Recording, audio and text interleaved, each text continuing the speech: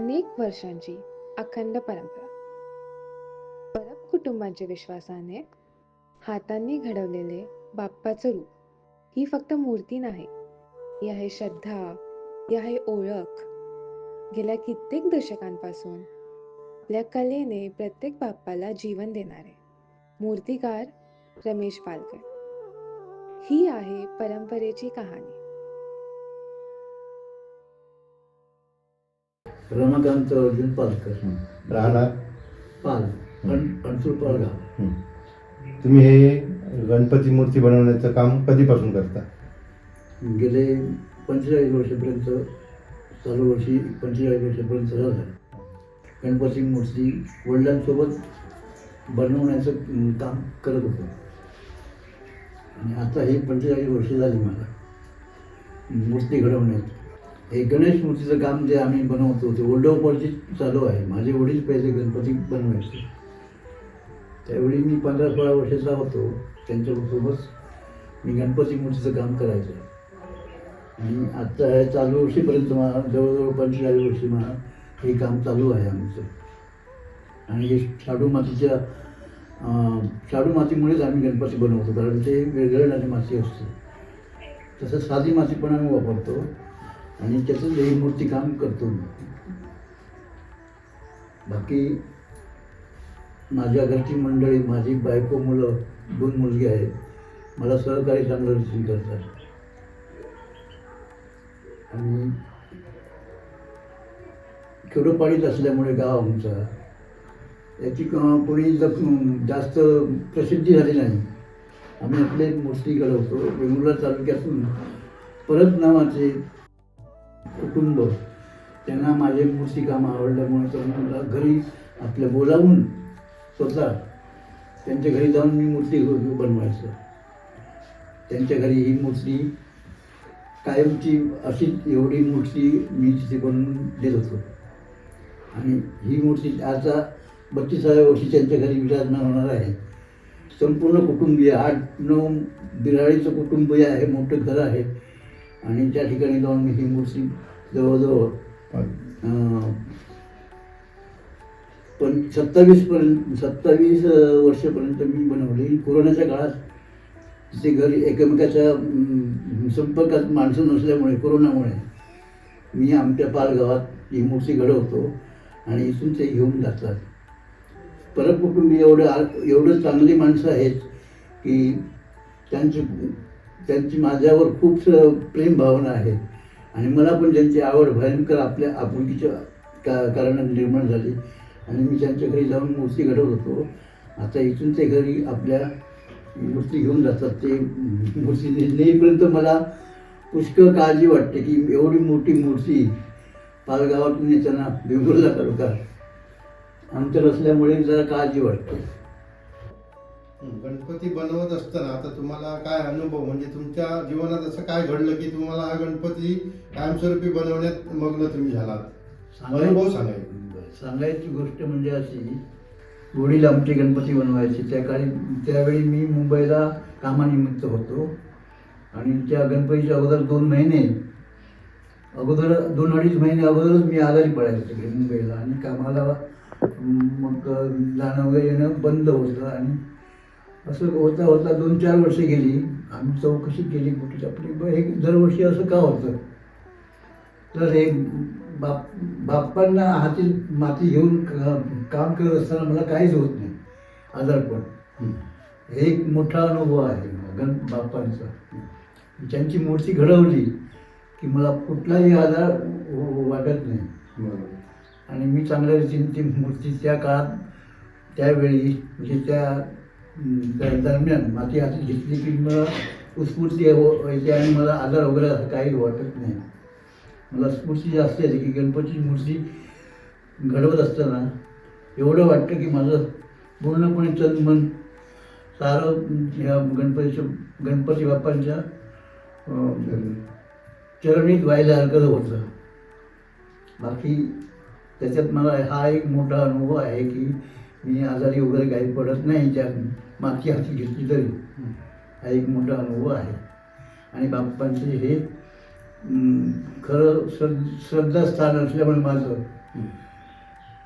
मला त्यामुळे काही आजारपण वगैरे जाणवत नाही. वेंगुर्ल्याला गेल्याच्या नंतर तुम्हाला तिकडे काय अनुभव आला? वेंगुर्ला हे आमचं बाजार आहे पालगावचा. पालगावची सगळी मंडळी बाजारासाठी जातात, आम्ही पण जातो. पण गेल्यानंतर त्यांची एवढी आवड असते की हात रस्त्यावर जर दिसलो की हात म्हणतात पेंटर पेंटर म्हणून बोलून घेतात, चहा पाणी वगैरे देतात. आवड त्यांची अशीच राहू दे, अशी माणसं मला कुठेच मिळणार नाही. मी पूर्ण तिन्ही तालुक्यात काम केलं गणपती मूर्ती घडवण्याचं. कुठे कोणाला आवडली तर मला बोलून न्यायचे, पण परत कुटुंबीयासारखी माणसं अजूनपर्यंत कुठे भेटली नाही. परत कुटुंबियांकडे तुम्ही गणपती करत असतानाचा एक असा अनुभव सांगा. सांगायचं म्हणजे, पण ज्यावेळी त्यांची मूर्ती घडवायला सुरुवात केली आणि 25व्या वर्षी त्याने आपल्या कुटुंबामध्येच माझा संस्कार केला. ते एक मोठी आवडीची गोष्ट आहे. म्हणजे संस्कार करणं म्हणजे काय, एवढा मोठा मी कलाकार नाही होतो, पण ते त्यांनी एवढा आवडीने केला संस्कार, मला खूप मोठं वाटलं ते. परत कुटुंबियांच्या घरी तुम्ही गणपतीची मूर्ती बनवत असताना तिकडे बनवून झाल्याच्या नंतर आणि रंगकाम करायला जाता त्यावेळी तुम्हाला तुमचा काय अनुभव, म्हणजे त्या कुटुंबियांची तुम्हाला कसा अनुभव आला ते थोडक्यात वर्णन करा. सांगायचं म्हणजे आम्हाला शब्दच कमी पडतात की एवढी माणसं आवडीची आहेत. लहान ते त्यांचे मुलं लहान लहान असतात, रात्रभर दिवसभर मी काम करत असताना एवढे आवडीने बघायचे. त्यांना झोप आली तरी बसून पेंटिंग करते वेळी पूर्णपणे आमची जागी राहून आम्हाला पुस्तकं म्हणजे आणखी स्फूर्ती यायची की मुलं आवडीने बघतात म्हणून. आणि परब कुठे म्हणजे सुधाकर परब हे आनंद परब हे दोन्ही भाऊ ना, की रात्र भाऊंचे आभार मानावे तेवढे थोडे असते. कारण मला एवढं त्यांनी सहकार्य केलं की आमच्यावर काही वेळ प्रसंग पडला की ते मला त्याप्रमाणे माझी अडचण असली तर निभावण्यासाठी तात्काळ मदत करायची. आणि सांगायचं म्हणजे आम्ही 2 दिवस अगोदर गणपती पेंटिंग करण्यासाठी गेलो की आमची एवढी उठाबस, खाणं पिणं हे सगळं एवढं आवडीने करायचं की माझ्या घरची माणसं एवढी करणार नाही, एवढी त्यांनी आम्हाला सहकार्य केलं आणि आवड ठेवली. त्यामुळे आणखी मला स्फूर्ती यायची की ही मूर्ती मी कधीच मला जमेल तितके वर्ष मी करणार, हे त्यांना मी पटवून सांगितलं होतं.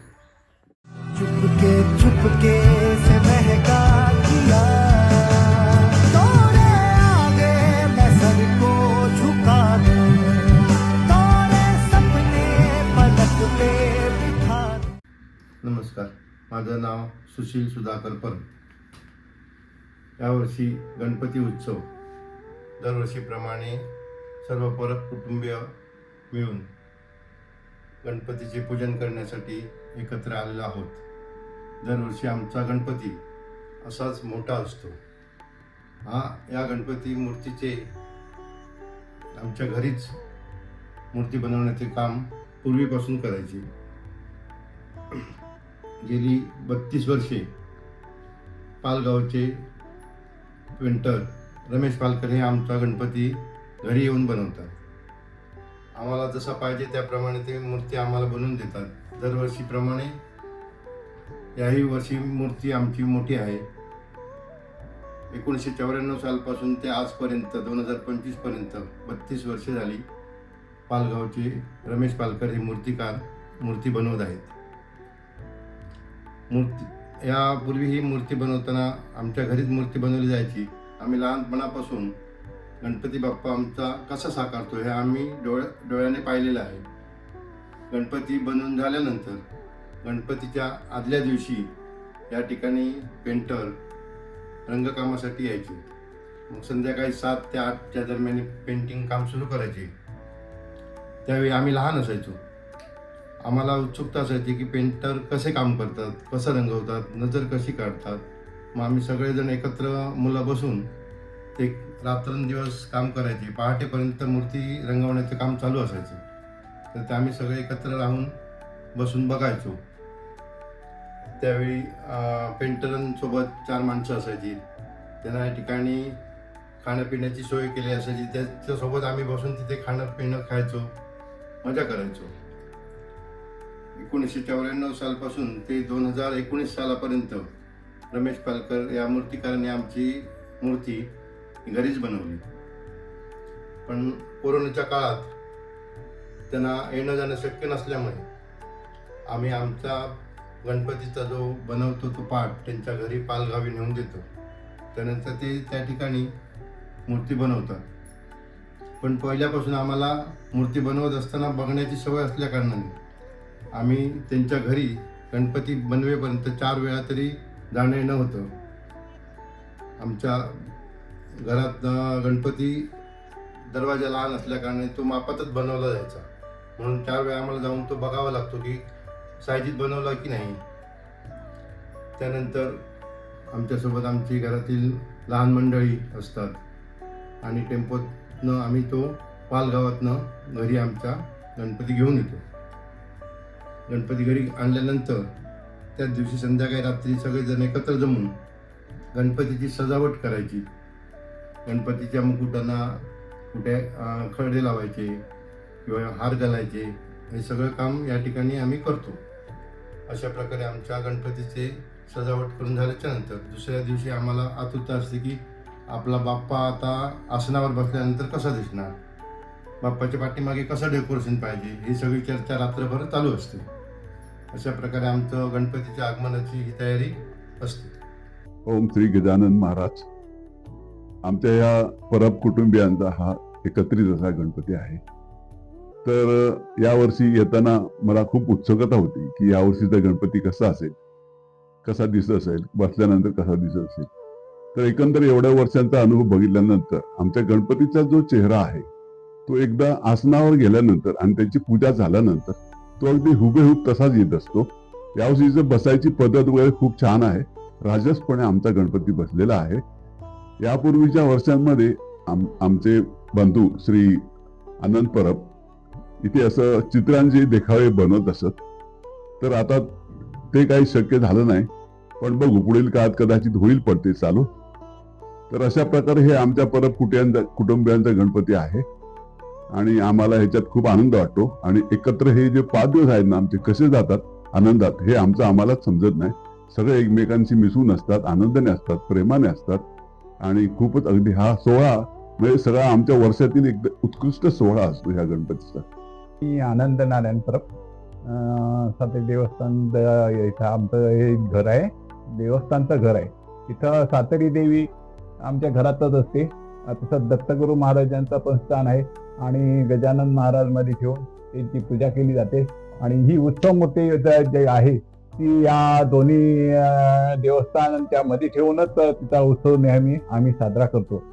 तसंच ही मूर्ती लहानपणापासूनच मला आवड होती की गजाननाच्या या मूर्तीचं व्यवस्थितपणे काहीतरी व्हावं यासाठी मी प्रयत्न करत असतो.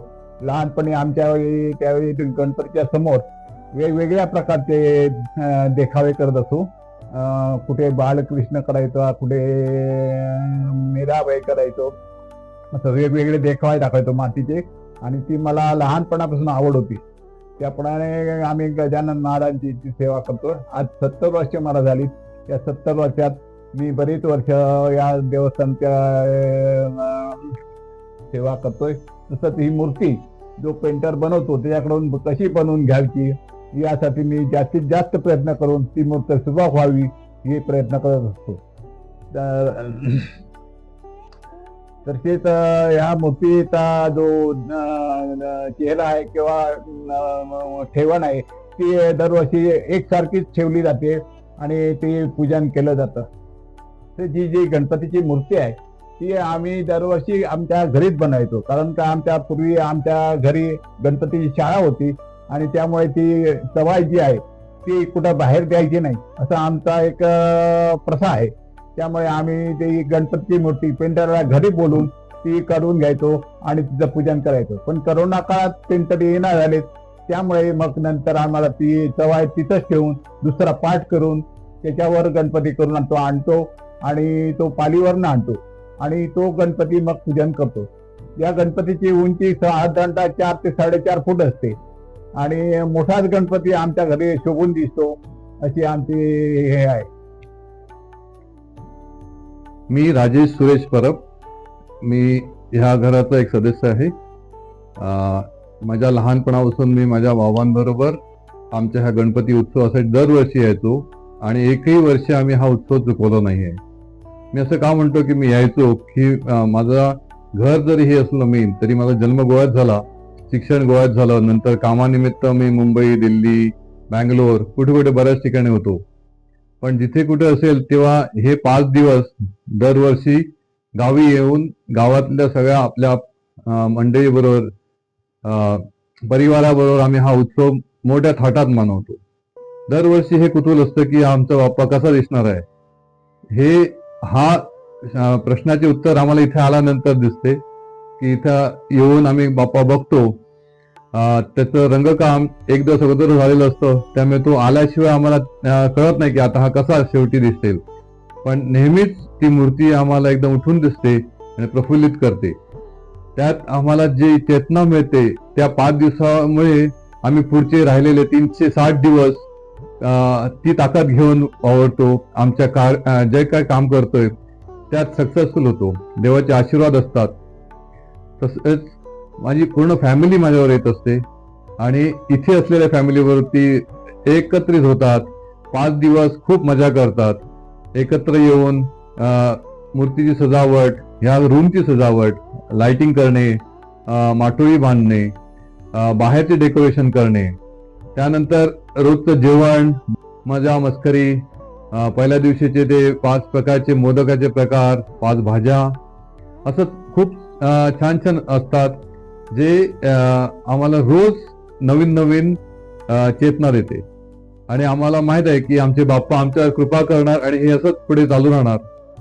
इथे आलेला परिवार हा खूप मोठा आहे. आमचे जवळजवळ 40 ते 45 फॅमिलीचे मेंबर असतात आणि हे सगळे जरी आपल्याला वाटले की दूरचे कझन्स आहेत किंवा नातेवाईक, पण इथं आल्यानंतर ते सगळे सख्खे भाऊ असल्यासारखे वागतात. सासवा, सुना, नातवंड एकत्र येतात, मजा करतात, संगीतचा आनंद घेतात.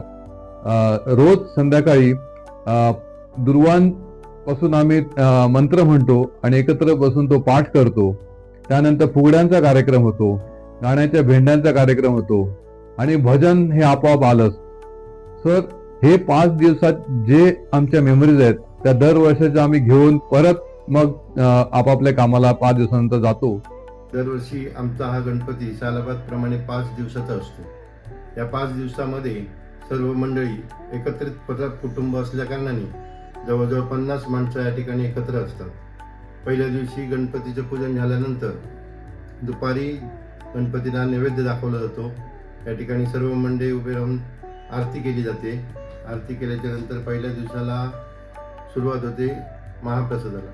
मध्ये 5 प्रकारचे भाज्या, मोदक, डाळ भात, इतर गोड पदार्थ केलेले असतात. ही सर्व मंडळी आमच्या घरातील स्त्रिया एकत्र जमून करतात. तसेच रोज संध्याकाळी गणपतीच्या समोर बसून आम्ही या ठिकाणी ओम गंग गणपते नमा हा 108 दुर्वांचा मंत्र जप करतो. असं 5ही दिवस आमच्याकडे हा मंत्र जप रोज संध्याकाळी 8 वाजता टायमिंग ठरलेलं आहे, त्या टायमिंगमध्ये होतो. तसेच रोज संध्याकाळी किंवा रात्र भजन करतो. भजन झाल्याच्या नंतर फुगडी, अंताक्षरी अशी लहान थोर मंडळी सगळी जमून एकत्र आम्ही मौज मजा करत असतो. शेवटच्या दिवशी 5व्या दिवशी म्हणजे मामनाचा दिवस असतो. त्या दिवशी दुपारी गोड पदार्थ असतो. त्या दिवशी पाहुणे मंडळी आमच्याकडे येतात. बरेच ठिकाणी पाहुणे मंडळी आहेत, सगळी येतात, बाप्पांचं दर्शन घेतात. मग 5 वाजता पुन्हा त्या दिवशी शेवटचा दिवस असल्या कारणाने 5 वाजता मंत्र जप होतो आणि गणपतीच्या विसर्जनाची लगबग सुरू होते. संध्याकाळी 6 वाजता गणपती विसर्जनाची वेळ होते. त्यावेळी गणपती आमचा 6 वाजता घरातून आम्ही बाहेर काढला जातो व तो एक हातगाडीवर ठेवून सगळेजण समोर उभे राहून फोटो वगैरे घेणे. त्यानंतर मिरवणूक सुरू होते. पतंगीच्या आतषबाजीमध्ये आणि भजन करत करत आम्ही आमच्या गणपतीचं विसर्जन करण्यासाठी मार्गस्थ होतो व आमच्या घरापासूनच जवळ वहाळ आहे त्या ठिकाणी आम्ही आमच्या गणपती बाप्पाचं थाटामाटात विसर्जन करतो.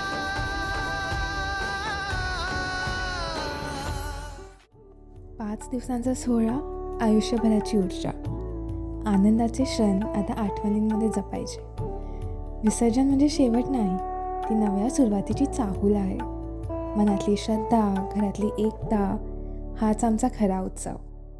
गणपती बाप्पा मोरया. पुढच्या वर्षी लवकर या.